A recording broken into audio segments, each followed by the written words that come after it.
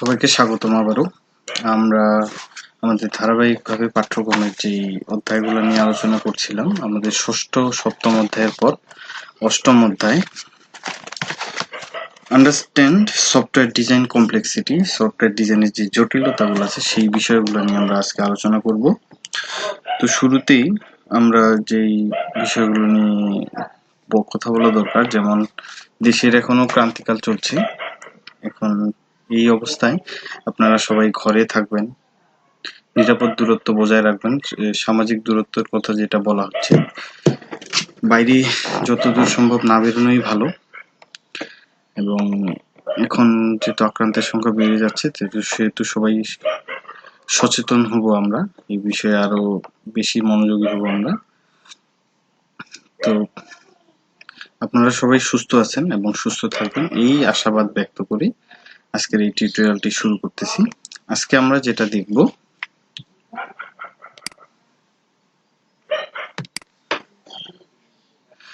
Computer টেকনোলজির principles of software engineering ষষ্ঠ পর্ব, বিষয় কোড 66661, অধ্যায় 8, অধ্যায়ের নাম সফটওয়্যার ডিজাইনের জটিলতা সম্পর্কে ধারণা।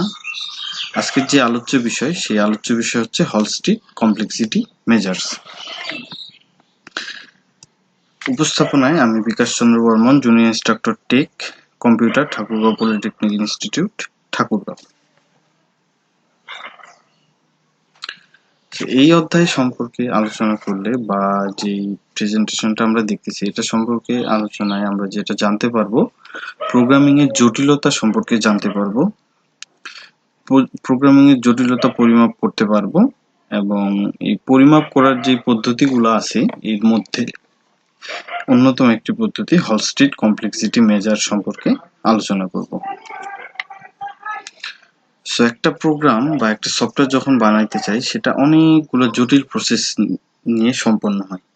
এই অনেকগুলো জটিল প্রসেসগুলো যখন থাকে, এই জটিল প্রসেসগুলা আমরা যখন সম্পাদন করতে যাব, তখন সেগুলো কিভাবে সম্পাদন করব এবং সেটা থেকে আউটকামটা কিভাবে আমরা ব্যবস্থাপনা করব, সেই বিষয়গুলো নিয়ে আলোচনা করব আমরা এই অধ্যায়ে।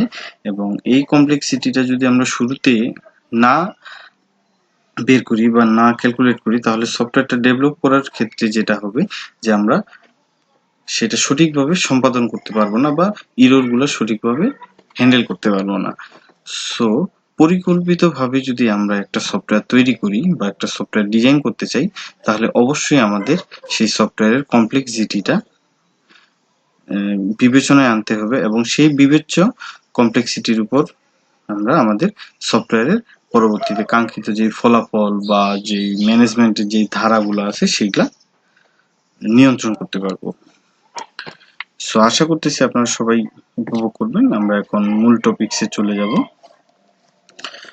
প্রথমত আমরা জেনে নিই কমপ্লেক্সিটি জিনিসটা কি।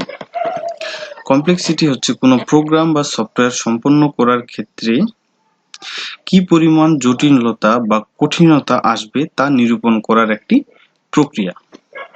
একটি সফটওয়্যার বা প্রোগ্রাম করার সময় এর বিভিন্ন মডিউল বা উপাদানসমূহ তৈরি করা এবং এদের একে অপরের মধ্যে আন্তঃযোগাযোগ করার ক্ষেত্রে প্রক্রিয়াটি কতটা জটিলতা আসবে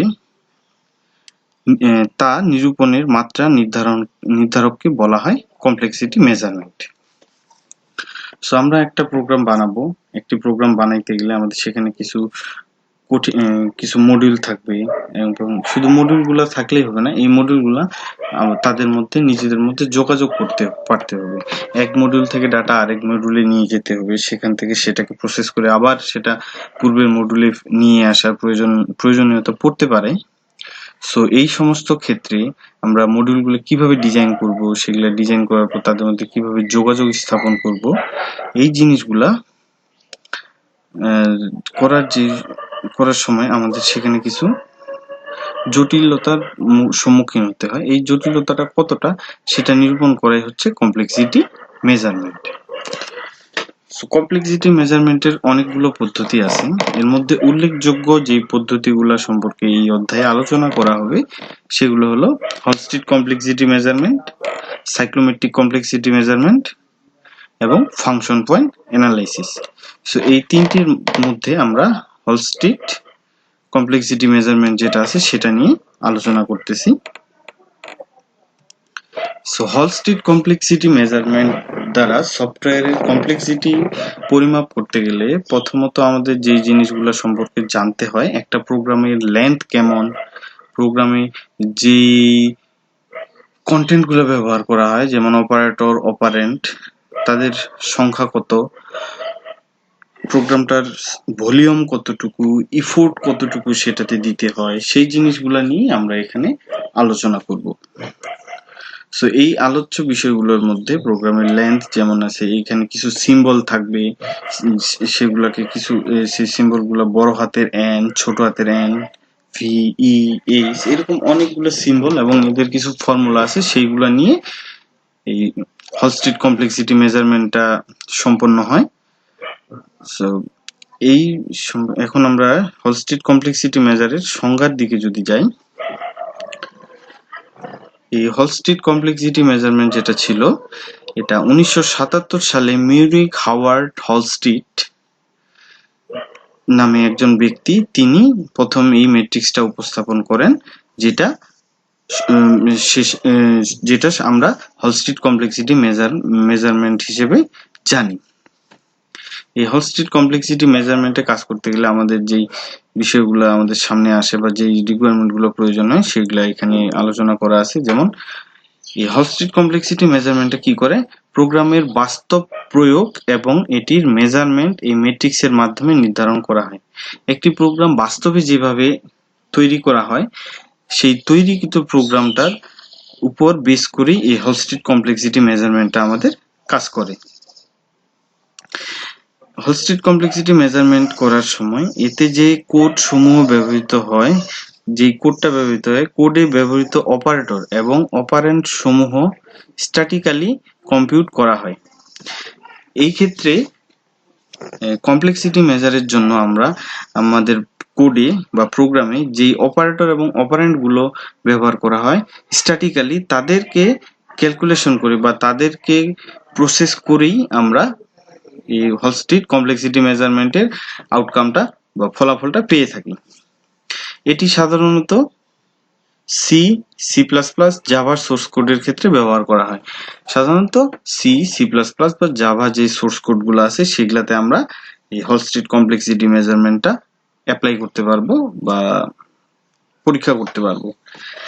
এই হলস্টিড কমপ্লেক্সিটি মেজারমেন্টের মাধ্যমে আমরা একটা প্রোগ্রামের testing time, vocabulary, size, difficulty, errors, efforts ইত্যাদি যেই বিষয়গুলো আছে, মূলত একটি প্রোগ্রামের যে মূল যেই কন্টেন্টগুলো যেমন টেস্টিং টাইম, এটাতে কি কি ইউনিক বা কি কি ওয়ার্ডগুলো ব্যবহার করেছে, এটির লেন্থ কতটুকু বা সাইজ কতটুকু, এটি কাজ করতে আমাদের কেমন কঠিনতার মুখোমুখি হতে হবে, এটা করতে গেলে কেমন ইরর হইতে পারে বা কতটুকু শ্রম আমাদের দিতে হবে, সেই জিনিসগুলো আমরা এই হলস্টিড কমপ্লেক্সিটি মেজারমেন্টের মাধ্যমে পরিমাপ করতে পারি।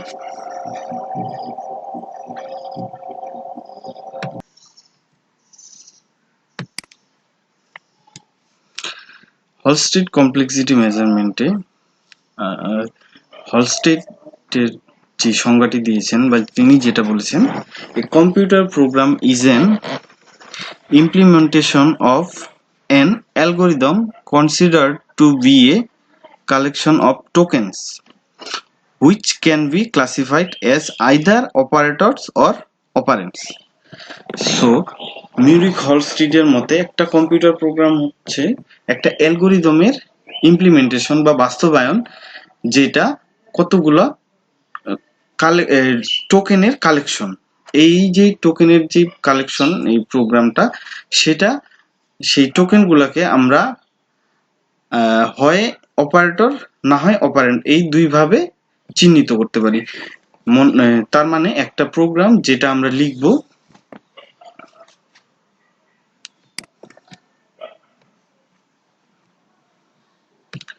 এর মানে হচ্ছে এর মানে হচ্ছে যখন আমরা একটা প্রোগ্রাম লিখি বা একটা প্রোগ্রাম কোড করি, এই কোড করার সময় যেই লাইনগুলা বা যেই স্টেটমেন্টগুলো আমাদের আসে, সেই স্টেটমেন্টগুলাতে যা থাকে তা হয় অপারেটর না হয় অপারেন্ট। এই অপারেটর এবং অপারেন্টের সমন্বয়ে যে কোডটা তৈরি হয় সেটা হচ্ছে আমাদের একটা প্রোগ্রাম। এই প্রোগ্রামের অপারেটর এবং অপারেন্ট যেগুলো আছে সেগুলোকে আইডেন্টিফাই করে সেগুলাকে গণনা করে সেই গণনার উপর বেস করেই হলস্টিড কমপ্লেক্সিটি যে মেজারমেন্টটা আছে সেটা কাজ করে। সেই হলস্টিড কমপ্লেক্সিটি মেজারমেন্টটা কাজ করার জন্য 4টা প্যারামিটার সম্পর্কে আমাদের ধারণা থাকতে হয়। এই 4টা প্যারামিটার হচ্ছে, প্রথমটা ছোট হাতের n1, যেটা ডিনোট করে number of unique or distinct operators. এর মানে হচ্ছে আমরা যখন একটা সোর্স কোড দেখব যেটার আমরা হলস্টিড কমপ্লেক্সিটি মেজারমেন্ট করব, সেখানে কতগুলো ইউনিক বা স্বতন্ত্র অপারেটর আছে, সেই স্বতন্ত্র অপারেটরের সংখ্যাটাকে বলা হচ্ছে ছোট হাতের n1। এরপরে আছে ছোট হাতের n2। ছোট হাতের n2টা সাধারণত যেটা ডিনোট করে সেটা হচ্ছে number of unique or distinct operands. So operator কাজ করার জন্য সে কিছু অপারেন্ট নিয়ে কাজ করে। সো এইরকম আমাদের যে প্রোগ্রামের কোডটা, সেখানে স্বতন্ত্র যেই অপারেন্টস গুলা আছে, মানে ইউনিকলি একটা অপারেন্টস বা একটা অপারেটর একটা প্রোগ্রামে অনেকবার থাকতে পারে, সেক্ষেত্রে স্বতন্ত্রভাবে যতগুলা অপারেন্টস আছে সেই সংখ্যাটাকে আমরা ডিনোট করতেছি ছোট হাতের n2 দিয়ে। এর পরের যে প্যারামিটার সেটা হচ্ছে বড় হাতের n1, total number of occurrence of operators. ছোট হাতের n1 এ আমরা যেটা জেনেছি যে ইউনিক অপারেটরের সংখ্যা হচ্ছে ছোট হাতের n1। এখন বড় হাতের n1 এর ক্ষেত্রে যেটা হয়, একটা প্রোগ্রামে আমার যে অপারেটরগুলো ব্যবহার করা হয়েছে সেটা একবার ব্যবহার হতে পারে, আবার এমন অপারেটর থাকতে পারে যেগুলো একাধিকবারও ব্যবহার হতে পারে। এক্ষেত্রে টোটাল অপারেটর কতবার একটা প্রোগ্রামে ব্যবহৃত হয়েছে, মানে টোটাল অপারেটরের সংখ্যা কত, সেই সংখ্যাটাই হচ্ছে বড় হাতের n1। এরপরের যে প্যারামিটার সেটা হচ্ছে বড় হাতের n2। n2টা যেটা ডিনোট করে সেটা হচ্ছে total number of occurrence of operands. কারণ অপারেন্টস একটা প্রোগ্রামে যতবার ব্যবহৃত হয়েছে, ইউনিকলি যদি সেগুলোকে আমরা কল্পনা করি তাহলে সেটা হবে ছোট হাতের n2। কিন্তু যখন সামগ্রিকভাবে যতবার একটা অপারেটর ব্যবহার হয়েছে, যতগুলো অপারেটর যতবার ব্যবহার হয়েছে, তাদের টোটাল যে সংখ্যাটা বা টোটাল কাউন্টিং এর ফলে যে ফলাফলটা আসে সেটাকে আমরা ডিনোট করি বড় হাতের n2 দিয়ে।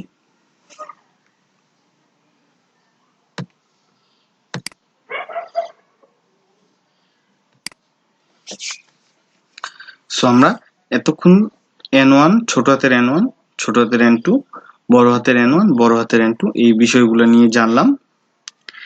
এরপর হলস্টিড কমপ্লেক্সিটি মেজারমেন্টে যে ম্যাট্রিক্সটা ব্যবহৃত হয় সেই ম্যাট্রিক্সের উপাদান এবং তাদের অর্থ এবং ম্যাথমেটিক্যালি তাদের কিভাবে উপস্থাপন করা হয় সেটা আমরা দেখব।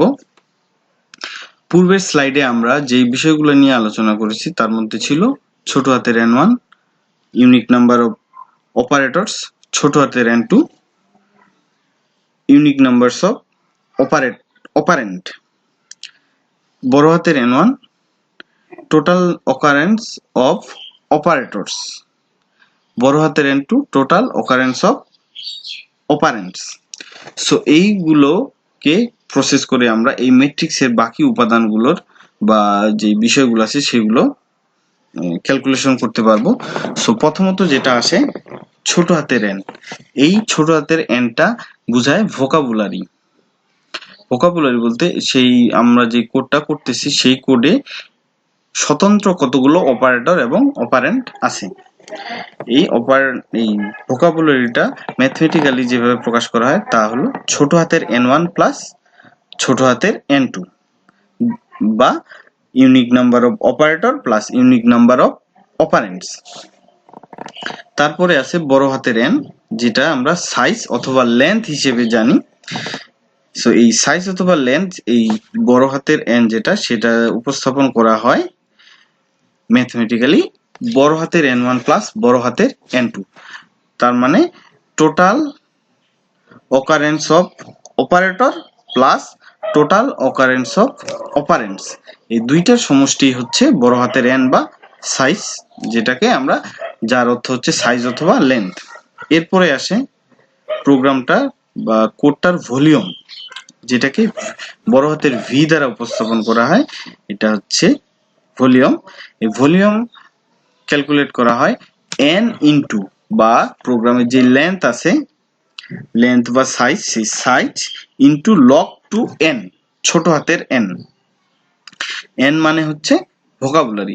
সো আমাদের এখানে যেটা হচ্ছে সাইজ, ম্যাথমেটিক্যালি এটা যেটা উপস্থাপন ভলিউম, সেটা হচ্ছে n ইনটু লগ টু বড় হাতের n ইনটু লগ টু ছোট হাতের n। এরপরে আমরা যে ক্যালকুলেশনটা দেখছি সেটা হচ্ছে ডি ম্যাট্রিক্সের উপাদান, এবং এটার মানে হচ্ছে ডিফিকাল্টি। এই ডিফিকাল্টি ক্যালকুলেশন করতে আমাদের যেভাবে করতে হবে সেটা হচ্ছে বড় হাতের n1 বাই 2 ইনটু বড় হাতের n1 বাই ছোট হাতের n2। এইভাবে আমরা ম্যাথমেটিক্যালি যদি ক্যালকুলেশন করি তাহলে প্রোগ্রামটার ডিফিকাল্টিটা পাবো।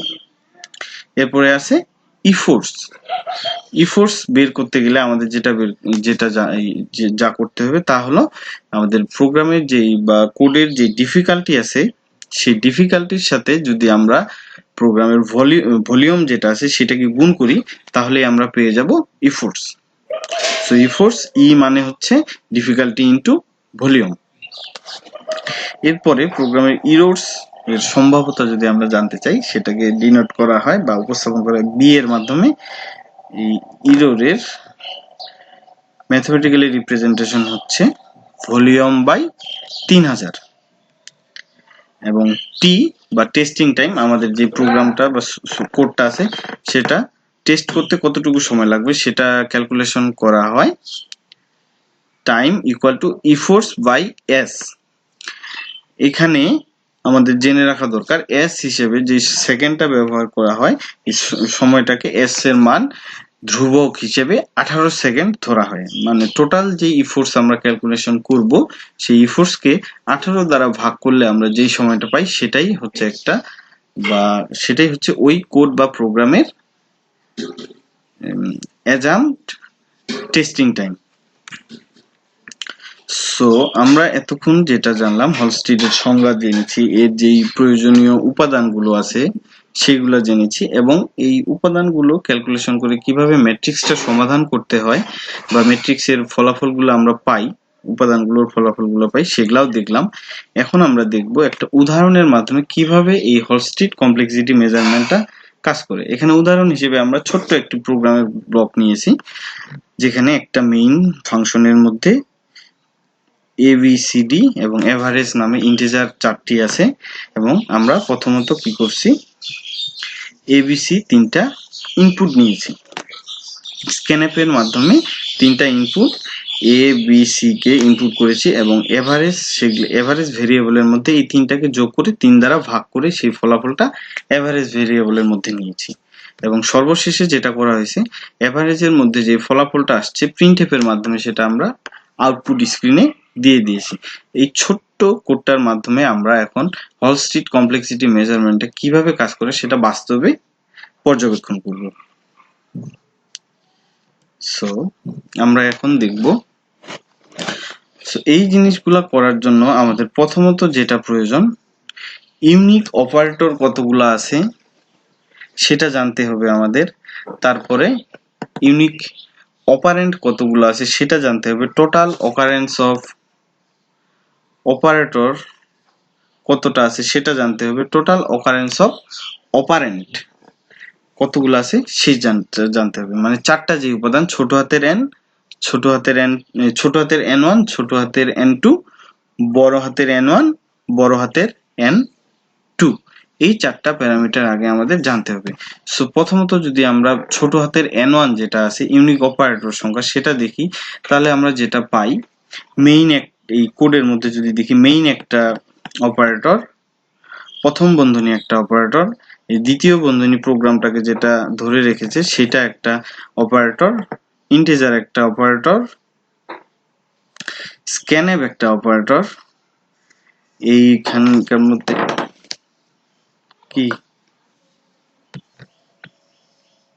ইকুয়াল সাইনটি একটি অপারেটর, প্লাস একটি অপারেটর, তারপরে ডিভাইডেড যে স্ল্যাশ যে সাইনটি সেটি একটি অপারেটর, এরপরে আরো একটি অপারেটর এখানে আমরা ডবল কোটেশনের মধ্যে রেখেছি যে কমা, একটা অপারেটর থেকে আরেকটা অপারেটরকে বা একটা অপারেটর থেকে আরেকটা অপারেটরকে আলাদা করার জন্য যেই সেপারেটর হিসেবে কমাটা ব্যবহার করছি সেটা একটা অপারেটর। এরপরে প্রিন্টএফ একটি অপারেটর এবং প্রত্যেকটা স্টেটমেন্টের শেষ বোঝানোর জন্য সেমিকলন যে ব্যবহার করা হয়েছে সেটি একটি অপারেটর। সো আমাদের এই প্রোগ্রামটার মধ্যে যদি আমরা খুঁজি তাহলে আমরা যেটা পাই এই 12টি ইউনিক অপারেটর আমরা পেয়ে যাই। সো এগুলো আবার যদি আমরা দেখি সেই ইউনিক অপারেটরগুলো কি, মেইন, প্রথম বন্ধনী, দ্বিতীয় বন্ধনী, integer, scanf, ampersand sign, equal, plus, division বা স্ল্যাশ সাইন, সেপারেটর হিসেবে কমা, প্রিন্টএফ, সেমিকলন। এই হইল টোটাল 12টা ইউনিক অপারেটর যা আমরা N1 হিসেবে ডিনোট করেছি। এরপরে ইউনিক অপারেন্ট। ইউনিক অপারেন্ট হিসেবে যদি আমরা দেখি প্রথমত যেটা আছে এ, বি, সি, এভারেজ, এভিজি, তারপরে এই যে স্ট্রিং ব্লক পার্সেন্টেজ ডি, এটি একটি স্ট্রিং, এই স্ট্রিংটি একটি অপারেন্ট ইউনিক ভাবে দেখলে। এরপরে আমরা এই এভারেজটা উপরে যেহেতু ধরে ফেলছি এখানে আর এটা ধরবো না। তারপর এই 3 একটি অপারেন্ট এবং এই যে প্রিন্টএফ এর মধ্যে যে স্ট্রিং ব্লকটা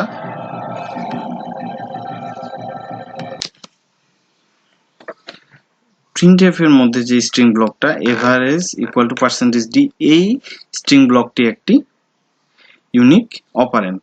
সো টোটাল ইউনিক অপারেন্ট হিসেবে যদি আমরা কাউন্ট করি A, B, C, average, percentage D block টি, তারপর 3 এভিজি, এখানে AVG equal to percentage D, এই হচ্ছে আমাদের ইউনিক অপারেন্টস।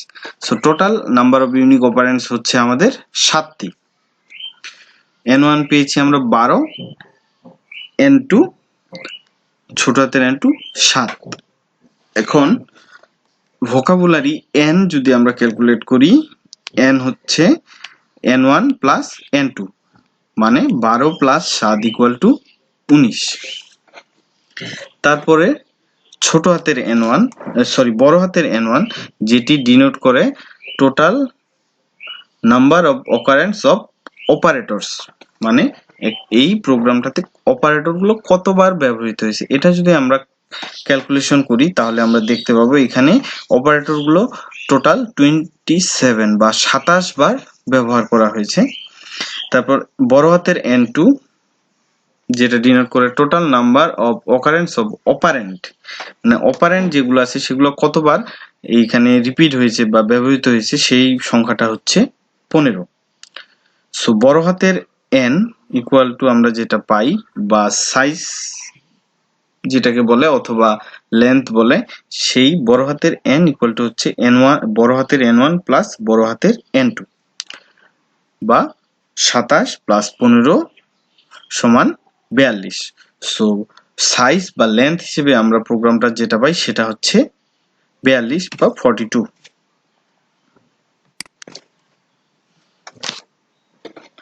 সো এখন আমরা যদি ভলিউম ক্যালকুলেশন করি, আমরা একটু আগের স্লাইডটাতে যে আসি, আমরা এখান থেকে এখন পর্যন্ত যে দুইটা ক্যালকুলেশন করছি তার মধ্যে ছোট হাতের N, বড় হাতের N, এই দুইটা আমরা ক্যালকুলেশন করে এসেছি। এখন আমরা দেখতেছি ভলিউম ভি ক্যালকুলেশন করতে যেটা লাগে সেটা হলো সাইজ বা length into log two vocabulary. এখানে সাইজ হচ্ছে বা বড় হাতের এন হচ্ছে আমাদের 42 log 2 ভোকাবুলারি হচ্ছে ছোট হাতের এন 19, যেটার মান হচ্ছে 178.4। ডিফিকাল্টি ডি ইকুয়াল টু হচ্ছে n1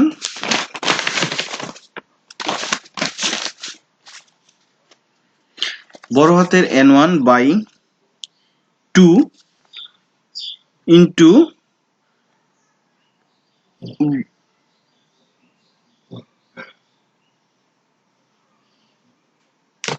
একটু মনে হয় আমাদের ভুল হয়ে গেছে, এটি হবে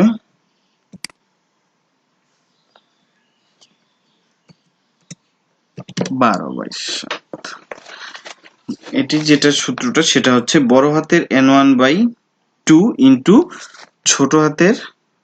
বড় হাতের n1 বাই ছোট হাতের n2। সেই ক্ষেত্রে n1 আমাদের 12/2 প্রথমে ইন্টু 12/7।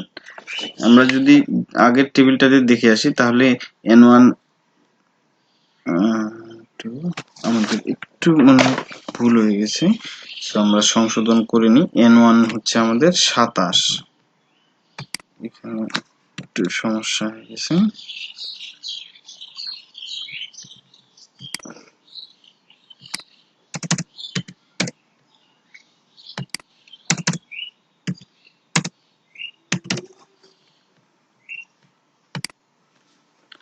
ক্যালকুলেশনটা আমরা দেখলে আবার সংশোধনীতে যেটা পাচ্ছি যে 27/2 ইন্টু 27/7 ইকুয়াল টু 12.87।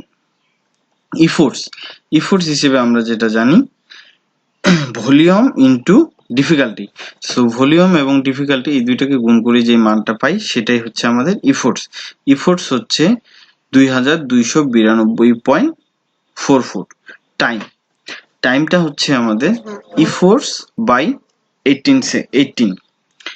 সো আমাদের ইফোর্স আছে 2292.44 বাই 18, এটাতে আমরা যেটা পাই 127.357 সেকেন্ড। সো এরপরে এই হচ্ছে আমাদের মোটামুটি ক্যালকুলেশন।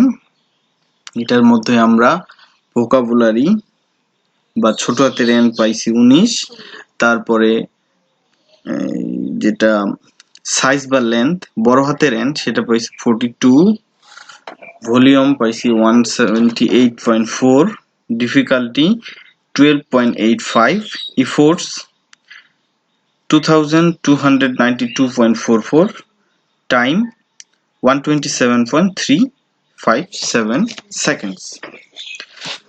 সো আর প্রত্যেকটা ক্যালকুলেশনের সময় আমি প্রোগ্রামের কোডটি পাশে দিয়ে দিছি যাতে আপনাদের পরবর্তীতে সেই ক্যালকুলেশনটা করতে সুবিধা হয়, সেই জন্য বা দেখে বুঝতে পারেন।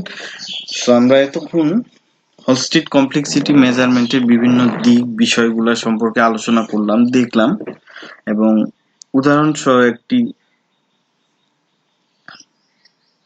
নমুনা দেখলাম যেখানে বিভিন্ন ম্যাট্রিক্সের উপাদানগুলো যেমন ছোট হাতের এন, বড় হাতের N, volume V, difficulty D, efforts E, errors B, time T, testing time T, এই জিনিসগুলো আলোচনা করা হয়েছে বা সেগুলোর কিভাবে কি কাজ করে সেটা নিয়ে আলোচনা করা হয়েছে। সো এখন বাকি যে বিষয়টা, যদি এইটা সম্পর্কে কারো কোনো কনফিউশন আশা করি থাকার কথা না, এরপরও আমি আরেকবার রিপিট করতেছি, শুরু থেকে আরেকবার রিপিট করতেছি। যেমন কোডে ইউনিক যে অপারেটরগুলো থাকবে সেগুলোকে আমরা চিহ্নিত করব ছোট হাতের n1, এবং ইউনিক যেই অপারেটর মানে অপারেন্ট ইউনিক যেই অপারেটর থাকবে সেটা হচ্ছে ছোট হাতের n1, এবং এই অপারেটর গুলো যাদের নিয়ে কাজ করে, যাদেরকে আমরা অপারেন্ট হিসেবে চিহ্নিত করি, সেই অপারেন্ট গুলা ইউনিকলি যতগুলো আছে সেটা হচ্ছে ছোট হাতের n2। তারপর আর যে দুইটা প্যারামিটার সম্পর্কে আমাদের জানতে হয়, বড় হাতের n1, বড় হাতের N1 হচ্ছে টোটাল অকারেন্স অফ অপারেটর। এক কথায় অপারেটর একটা কোডের মধ্যে কতবার আছে সেই সংখ্যাটা হচ্ছে বড় হাতের N1। তারপরে হচ্ছে বড় হাতের N2। এই বড় হাতের N2টা কি, যে total occurrence of operant. Operant গুলা একটা কোডের মধ্যে যতবার আছে সেই সংখ্যাটাই হচ্ছে total occurrence of operands. So এই ছোট হাতের N1, ছোট হাতের N2, বড় হাতের N1, বড় হাতের N2, এই চারটা হচ্ছে মূল বিবেচ্য বিষয় যার উপর বেস করে আমাদের হলস্টিড কমপ্লেক্সিটি ম্যাট্রিক্সটা কাজ করে। সো এই কাজের মধ্যে প্রথম যে হলস্টিড কমপ্লেক্সিটি ম্যাট্রিক্সের যে উপাদান ছোট হাতের N1, ছোট হাতের N1 কাজ ইকুয়াল টু হচ্ছে N1 প্লাস ছোট হাতের N1 প্লাস ছোট হাতের N2। তারপরে ভোকাবুলারি, এটাকে ভোকাবুলারি বলে। এরপরে হচ্ছে লেন্থ বা সাইজ। লেন্থ বা সাইজ হয় বড় হাতের N দিয়ে। এই বড় হাতের Nটা ক্যালকুলেট করা হয় বড় হাতের N1 প্লাস বড় হাতের N2 দিয়ে। তারপরে যেটা আছে ভলিউম। ভলিউম ক্যালকুলেট করা হয় লেন্থ বা size into log two vocabulary. এখানে লেন্থ বা সাইজ হচ্ছে বড় হাতের N into log two vocabulary হচ্ছে ছোট হাতের N। এটা ক্যালকুলেট করে যেটা পাই সেটা হচ্ছে ভোকাবুলারি। তারপরে আছে ডিফিকাল্টি। ডিফিকাল্টি হচ্ছে N1 বড় হাতের N1 বাই 2 ইনটু বড় হাতের N1 বাই ছোট হাতের N2। এইটা ক্যালকুলেট করে আমরা যেটা পাই সেটা হচ্ছে ডিফিকাল্টি। এরপরে আছে ইফোর্টস। ইফোর্টস হচ্ছে ভলিউম ইনটু ডিফিকাল্টি। ভলিউম এবং ডিফিকাল্টিকে দুটাকে ক্যালকুলেট করে আমরা যে মানটা পাই বা গুণ করে যে মানটা পাই সেটাই হচ্ছে ইফোর্টস। এখন testing time T equal to হচ্ছে ইফোর্টস বাই 18। এই 18টা হচ্ছে ধ্রুব সংখ্যা। এখন আমাদের যেই ইফোর্টস আছে সেটাকে 18 দ্বারা ভাগ করলে আমরা টেস্টিং টাইমটা পেয়ে যাই। এই মূলত N, ছোট হাতের N, বড় হাতের N, বড় হাতের V, তারপরে D, E, T, B, এইগুলাই হচ্ছে আপনার হলস্টিড কমপ্লেক্সিটি ম্যাট্রিক্সের উপাদান। এই উপাদানগুলো ক্যালকুলেট করতে পারলে আমরা হলস্টিড কমপ্লেক্সিটি মেজারমেন্টটা সম্পন্ন করতে পারি।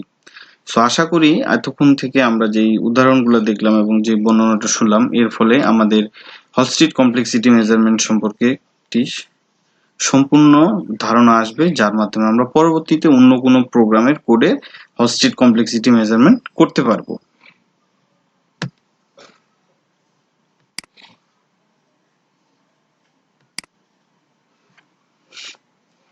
আচ্ছা, এতক্ষণ থেকে আমরা যেটা দেখলাম, যা করলাম, সেটা যদি আমরা সঠিকভাবে বুঝে থাকি তাহলে এখানে স্ক্রিনে যে প্রবলেমটা দেওয়া আছে, যেমন মেইন প্রথম ব্র্যাকেট দ্বিতীয় বন্ধনী শুরু integer ABCD sum float AVG sum equal to A plus B plus C AVG equal to sum by 3 printf sum equal to %d comma sum printf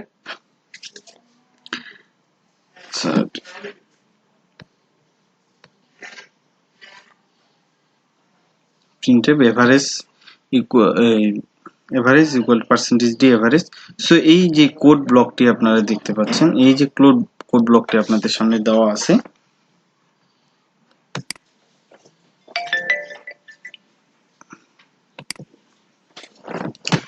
code ব্লকটি থেকে নিজেরাই চেষ্টা করে আপনাদের যেই যে হলস্টিড কমপ্লেক্সিটি মেজারমেন্টের যে উপাদানগুলো ছোট হাতের N, ছোট হাতের N1, ছোট হাতের N2, বড় হাতের N1, বড় হাতের N2, এই চারটি উপাদান বের করে হলস্টিড কমপ্লেক্সিটি ম্যাট্রিক্সের যে উপাদান, যেমন ছোট হাতের N, বড় হাতের N, V, D,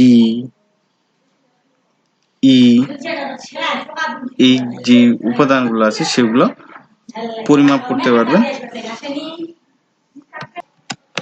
সো এই উদাহরণটি থেকে যেটা পাচ্ছি আমরা, এই যে প্রোগ্রাম ব্লক কোড ব্লকটি দেওয়া আছে, এই কোডটা থেকে আপনারা হলস্টিডের যে উপাদানগুলো আছে সেইগুলা বের করার চেষ্টা করবেন এবং আশা করি আপনারা এটা করতে সক্ষম হবেন।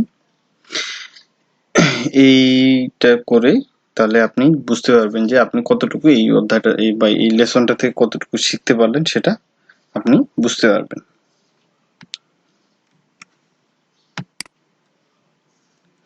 সেখান থেকে কিছু প্রশ্নমালা আমি তৈরি করেছি বা আপনারা এই প্রশ্নগুলোর উত্তর খুঁজে বের করার চেষ্টা করবেন। প্রথমত হচ্ছে কমপ্লেক্সিটিটা কি, হলস্টিড কমপ্লেক্সিটি কত সালে কে তৈরি করেন, বড় হাতের এন ও ছোট হাতের এন এর মধ্যে পার্থক্য। আশা করব আপনারা সবাই উত্তরগুলো খুঁজে বের করতে পারবেন। সো কোশ্চেন অ্যান্সার এই মুহূর্তে আমি নিতে পারতেছি না, তবে আপনারা যে টিউটোরিয়ালটি দেওয়া আছে এটার সময়টা উল্লেখ করে যেই জায়গায় আপনি বুঝতে পারেন নাই সেই সময়টা উল্লেখ করে যদি আপনি প্রশ্নটা করেন তাহলে আমি সেটার উত্তর আপনাদের টিউটোরিয়ালের যে ইউটিউবে যে টিউটোরিয়ালটি আপলোড করা হবে সেখানে দিয়ে দিব এবং সেখানে উত্তরটি আপনারা নিয়ে নিতে পারবেন। সো